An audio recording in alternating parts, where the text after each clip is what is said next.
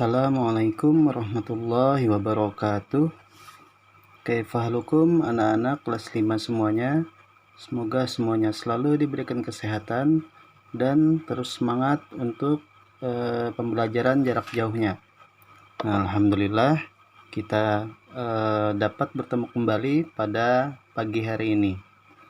Nah, anak-anak kelas 5, pagi hari ini kita akan belajar tentang sejarah kebudayaan Islam. Kita sudah berada pada pertemuan yang ke-10 semester 1 tahun pelajaran 2020 dan 2021 di MDM Kindaung Banjarmasin. Nah, anak-anak kelas 5A, B, C, dan D, Bapak harapkan agar terus menyimak materi ini dengan sebaik-baiknya, dan Bapak harapkan untuk dicatat atau diringkas ya, diambil poin-poin yang penting di buku catatan SKI-nya. Nah, kepada anak-anak kelas 5A, B, C, dan D, pada pertemuan sebelumnya kita sudah melakukan sedikit beberapa latihan ya mengenai tentang peristiwa Fathu Mekah, yang mana di sana ada sebab-sebab terjadinya peristiwa Fathu Mekah dan perjanjian Hudaybiyah. Nah, untuk hari ini,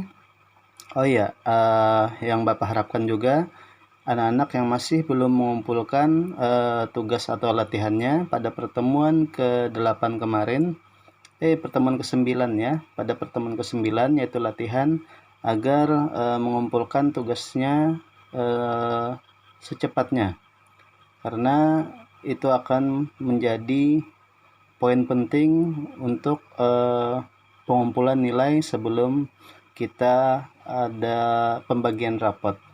Nah, anak-anak kelas 5, insya Allah hari ini kita akan menyambung materi pada pertemuan sebelumnya, yaitu tentang terjadinya peristiwa Fathu Mekah. Nah, di sini terjadinya peristiwa Fathu Mekah itu pada tanggal 10 Ramadan itu tahun 8 Hijrah. Tahun 8 Hijriah, Rasulullah SAW berangkat ke kota Mekah beserta pasukan muslim yang sudah dikelompokkan ya. Jadi sudah ada beberapa kelompok dari kaum muslimin yang sudah dibagi oleh Rasulullah SAW. Nah, mereka tiba di daerah yang namanya Marus Zahran. Di sana mereka beristirahat, kemudian berkemah. Nah, kemudian rencana pembebasan kota Mekah yang dilakukan oleh Rasulullah SAW itu terdengar oleh kaum kafir Quraisy. Jadi mereka mendengar ya, sehingga itu para pemimpin dari kaum kafir Quraisy mengadakan perundingan. Nah, perundingan yang akhirnya Abu Sufyan diminta menyelidiki hal tersebut. Yang mana kita ketahui bahwa Abu Sufyan ini merupakan kepala suku dari kaum kafir Quraisy. Nah, kemudian dalam penyelidikan tersebut itu Abu Sufyan menemui Rasulullah SAW. Nah, kemudian setelah menemui, Abu Sufyan ternyata memeluk dan masuk ke dalam agama Islam. Nah, di situ Rasulullah pun memberi penghormatan kepada Abu Sufyan. Jadi luar biasa sekali, ada peristiwa penting ya dari sebelum terjadinya Fathu Mekah. Nah, di sini Abu Sufyan yang merupakan pemimpin pasukan dari kaum kafir Quraisy masuk Islam. Nah, setelah bertemu dengan Rasulullah. Nah, dalam penyelidikan tersebut Abu Sufyan tadi menemui Rasulullah dan masuk ke dalam agama Islam, yang mana Rasulullah memberikan penghormatan kepada Abu Sufyan untuk menjadi pelindung bagi kaum Quraisy. Nah, jadi Abu Sufyan tadi diberi penghormatan untuk menjadi pelindung dari kaum Quraisy. Nah, Rasulullah pun menugaskan kepada Abu Sufyan untuk membacakan isi dari maklumat ya. membacakan yang sudah dituliskan oleh Rasulullah SAW. Nah, di sini ada beberapa pesan yang diberikan Rasulullah untuk kaum muslimin serta kaum Quraisy tadi yang mengikuti Abu Sufyan. Nah, itu yang pertama, barang siapa yang masuk ke rumah Abu Sufyan maka berarti aman. Dan artinya tidak ada orang yang berani mengganggu maupun memusuhi. Nah, kemudian yang kedua, barang siapa yang masuk ke Masjidil Haram berarti juga aman. Yang mana kita tahu bahwa Masjidil Haram itu berada di kota Mekah ya. Di sana sebelum Rasulullah datang ke Mekah itu di sana dijadikan berbagai macam ada patung, kemudian berhala untuk menghindarkan dari umat Islam ya untuk beribadah. Nah, setelah adanya Abu Sufyan ini diangkat, diberi penghormatan, maka barang siapa yang masuk ke Masjidil Haram berarti aman, tidak ada yang mengganggu maupun membunuh. Nah, kemudian yang ketiga, barang siapa yang menutup rumahnya juga berarti aman. Artinya rumahnya itu tidak ada berani yang memasuki maupun juga yang ingin memusuhi. Maka siapa di antara kaum Quraisy yang mengikuti Abu Sufyan maka dijamin aman. Nah, jadi luar biasa sekali pesan yang disampaikan Rasulullah yang dibacakan oleh Abu Sufyan. Nah, setelah Abu Sufyan tadi memeluk agama Islam, itu sebagian besar dari kaum Quraisy menuruti perintah dari Abu Sufyan. Nah, karena kan Abu Sufyan ini juga merupakan pemimpin pasukan dari kaum Quraisy. Nah, sedangkan yang lainnya ada juga yang berusaha menghadapi pasukan Islam dengan bergabung bersama Ikrimah. Jadi ada lagi pemimpin yang namanya Ikrimah memimpin pasukan yang tidak mau ikut dengan Abu Sufyan. Nah, Ikrimah bin Abu Jahal, kemudian ada juga Safwan bin Umayyah, Suhail bin Amr Hamdanah, dan Hammah bin Kais. Nah, jadi mereka ini yang tidak mau masuk ke dalam pasukan Islam. Nah, untuk mempersiapkan senjatanya dari mereka yang memusuhi agama Islam ini, namun usaha mereka gagal ya, karena melarikan diri ketika berhadapan dengan pasukan Islam yang dipimpin oleh Khalid bin Al-Walid. Jadi luar biasa sekali usaha yang dilakukan oleh Ikrimah beserta kawan-kawan tadi gagal ya, karena takut dengan pasukan Islam yang dipimpin oleh Khalid bin Al-Walid. Nah, luar biasa sekali pemimpin yang sudah ditunjuk oleh Rasulullah ini untuk memimpin pasukan umat Islam. Nah, pada materi selanjutnya kita akan mengetahui tentang strategi Rasulullah SAW menghindari pertumpahan darah dengan kaum kafir Quraisy dalam peristiwa Fathu Mekah. Nah, jadi di dalam peristiwa Fathu Mekah ini atau pembebasan kota Mekah ini, Rasulullah SAW itu tidak ingin adanya terjadi pertumpahan darah atau peperangan ya. Di sini Rasulullah ingin membebaskan kota Mekah itu dengan damai, dengan aman, kemudian selamat semuanya, tidak ada yang namanya pertumpahan darah. Nah, sebelum bergerak memasuki kota Mekah, Rasulullah berpesan agar menghindari pertempuran dan pertumpahan darah, kecuali dalam keadaan terdesak. Nah, misalnya ada yang ingin dibunuh atau ditangkap. Nah, itu mau tidak mau ya harus kita lawan. Harus dilawan. Hal tersebut dikarenakan kota Mekah adalah tempat yang diharamkan untuk melakukan peperangan di dalamnya, kecuali untuk mempertahankan diri. Nah, karena di sana terdapat rumah ibadah atau tempat ibadah umat Islam, yaitu Ka'bah, maka di sana dilarang terjadinya peperangan. Yang mana kita tahu bahwa Mekah itu adalah kota suci. Nah, kemudian ada pun beberapa strateginya untuk menghindari pertumpahan darah tersebut adalah dengan cara sebagai berikut. Nah, sekarang simak baik-baik ya. Yang pertama itu mengumandangkan kalimat thayyibah, takbir, yaitu Allahu Akbar. Allahu Akbar, Allahu Akbar, Allahu Akbar, sehingga menggetarkan hati bagi siapa yang mendengarnya. Nah, kemudian yang kedua, melakukan penyerangan dari segala penjuru sehingga membuat lawan gentar dan tidak berani melawan. Nah, yang mana kita ketahui bahwa ketika Rasulullah SAW itu melakukan penyerangan dari segala penjuru, tadi ada pemimpin umat Islam juga yang ditunjuk yang bernama Khalid Al-Walid.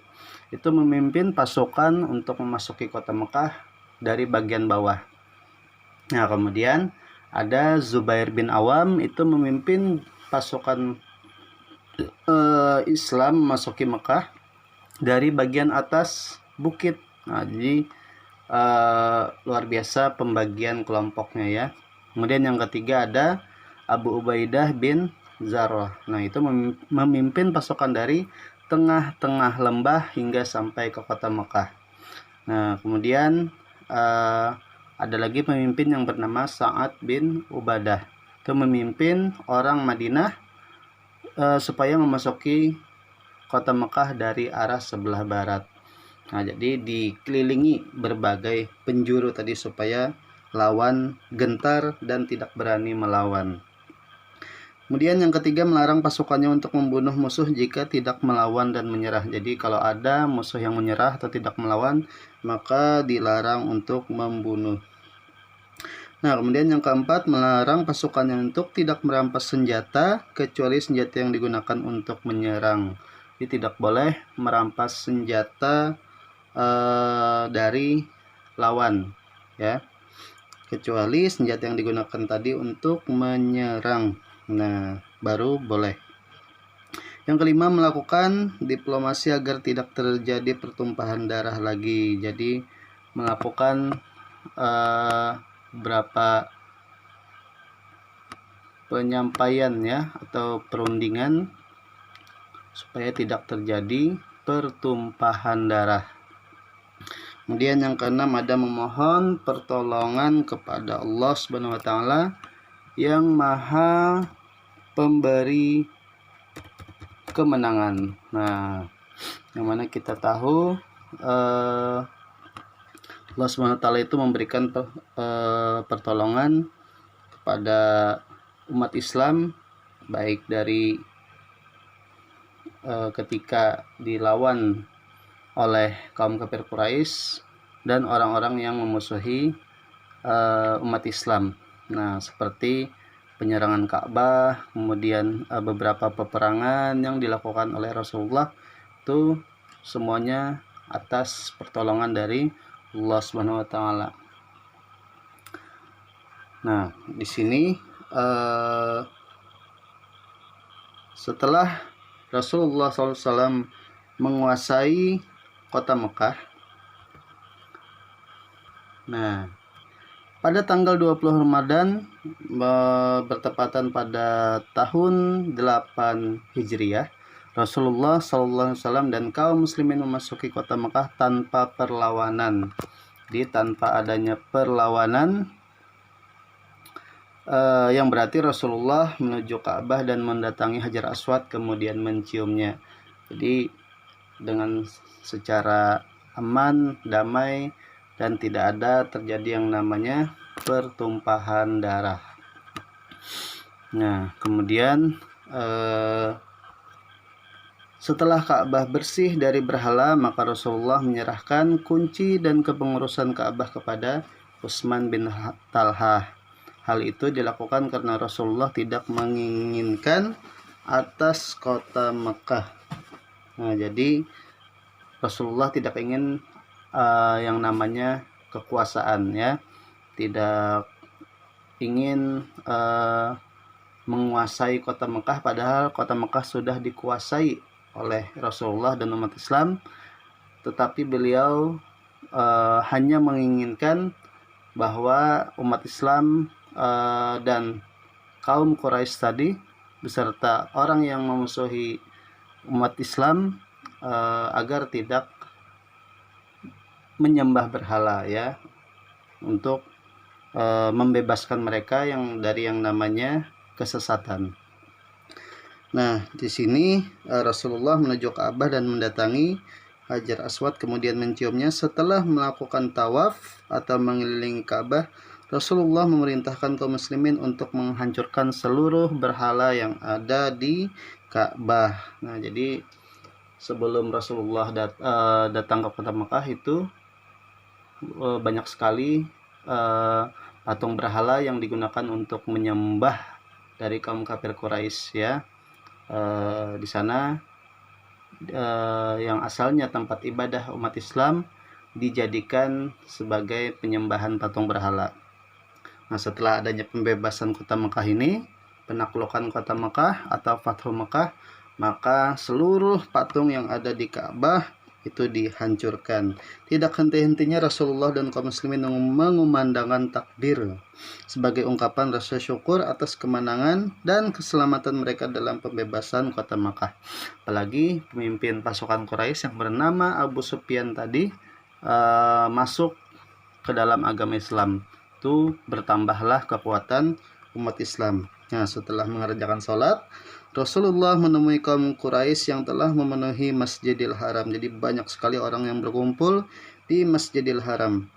Orang-orang Quraisy yang dahulu memusuhi, menghina, mencaci, bahkan mengancam dan merencanakan akan membunuh Nabi Muhammad SAW, kini tertunduk di hadapannya. Kalau saja Rasulullah seorang pendendam, tentu beliau dengan mudah dapat membunuh mereka. Nah, namun Nabi Muhammad adalah seorang Rasul kekasih Allah yang memiliki akhlak yang mulia atau rahmatan lil alamin, ya.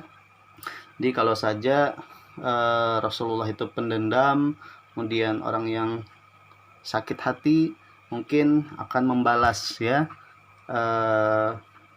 Tetapi Rasulullah berjiwa akhlak mulia. Mudah-mudahan kita dapat juga mengamalkan sifat dari Rasulullah tersebut. Luar biasa sekali, ya, Masya Allah. Semoga kita tidak termasuk ke dalam orang-orang yang pendendam juga. Amin, ya. Nah, kemudian segala perlakuan buruk yang pernah kaum kafir lakukan kepada Nabi Muhammad dan umatnya, beliau maafkan. Nah, kemudian kepada kaum kafir Quraisy, Nabi Muhammad berkata, "Wahai kaum Quraisy, sesungguhnya Allah telah mencabut dari kalian kesombongan jahiliyah. Nah, aku katakan kepada kalian seperti yang dikatakan Yusuf kepada saudara-saudaranya, hari ini aku telah mengampuni kalian, maka pergilah kalian." Di semua orang yang memusuhi, menghina, bahkan mengancam Nabi Muhammad dan umat Islam, itu diampuni dan diberi kebebasan. Nah, setelah Ka'bah bersih dari berhala, Rasul pun tadi menyerahkan kunci Ka'bah itu kepada kepada Utsman bin Talhah. Nah, kenapa Ka'bah ada kunci? Nah, karena sama halnya seperti rumah lain yang memiliki pintu dan kuncinya, ya. Ka'bah itu menjadi simbol rumah Allah Subhanahu wa taala, yang mana memiliki pintu yang bisa dibuka kemudian ditutup dengan kunci. Nah, meski begitu, jamaah haji dan umrah yang sedang melakukan tawaf itu tidak bisa melihat ketika pintu Ka'bah dibuka. Alasannya karena hanya pada waktu tertentu saja ya, misalnya saat pencucian atau pembersihan Ka'bah yang dilakukan setahun sekali misalnya. Siapa yang memiliki tanggung jawab yang besar sebagai pemegang kunci Ka'bah? Nah, itu sekarang itu dipegang oleh anak cucu dari Syaibah ya, keturunan dari Utsman bin Talha tersebut. Nah, jadi alhamdulillah pada anak-anak kelas 5 A, B, C, dan D, materi kita cukup sampai di sini dulu. Insyaallah nanti akan kita lanjutkan kembali pada pertemuan berikutnya ya, yaitu tentang materi mengambil pelajaran dari peristiwa Fathu Makkah. Nah, ini hikmahnya ya. Jadi pelajaran apa yang dapat kita ambil dari peristiwa Fathu Makkah itu akan kita lanjutkan pada materi berikutnya. Nah, kita harapkan terus perbanyak membaca bukunya, tingkatkan terus akhlaknya baik di rumah maupun di madrasah. Nah, terus semangat belajarnya, semoga menjadi anak yang soleh dan soleha. Amin, amin ya rabbal alamin. Akhiri, wassalamualaikum warahmatullahi wabarakatuh.